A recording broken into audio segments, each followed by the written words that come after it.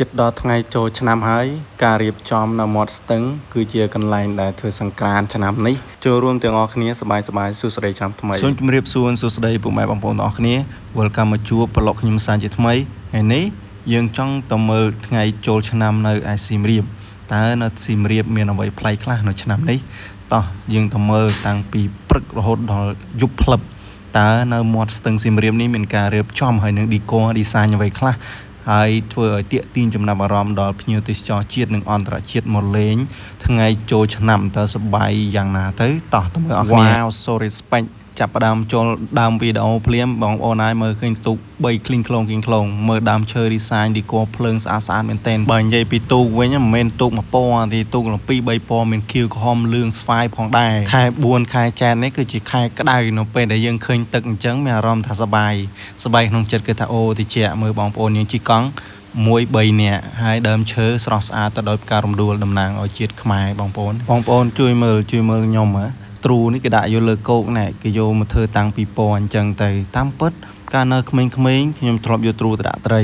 នៅពេលខ្ញុំធំឡើងគេប្រែទៅយករត់យកទ្រូទៅដាក់លើដើមឈើដើម្បី design អូពិតជាអភិរក្សល្អមែនទែននេះគឺជាផ្លូវ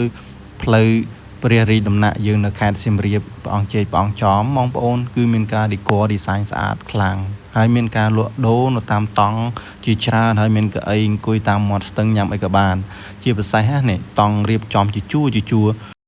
សម្រាប់នៅពេលថ្ងៃគឺមានការរៀបចំឲ្យស្អាតនៅលើសួនទាំងអនាម័យទាំងបរិស្ថានហើយមើលទៅស្រស់ស្អាតចំណែកឯនៅលើទឹកគឺមានដូចជាការរៀបចំទូកហើយមានមនុស្សអុំទៅតាមនឹងដែរណាបងប្អូនគឺយើងអាចអុំកំសាន្តលេងជាគ្រួសារជាលក្ខណៈសង្សារឬក៏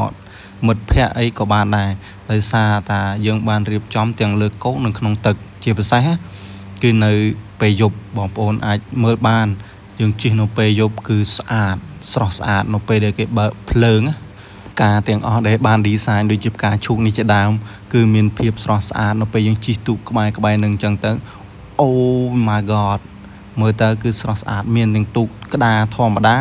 មានទាំងទូកហង្សមានទាំងទូកនៀកដែលយើងអាចជិះលេងបានធម្មតាចឹងហើយកុំភ្លេចណាបងប្អូន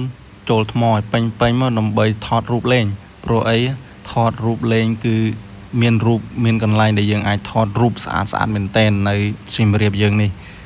បងប្អូនអាចមើលបាននេះឡាន Big Bus អង្គរគឺស្រស់ស្អាតនៅពេលយប់ពេលបើកភ្លើងទៅឡាននឹងស្អាតណាស់នេះ design នៅមាត់ស្ទឹង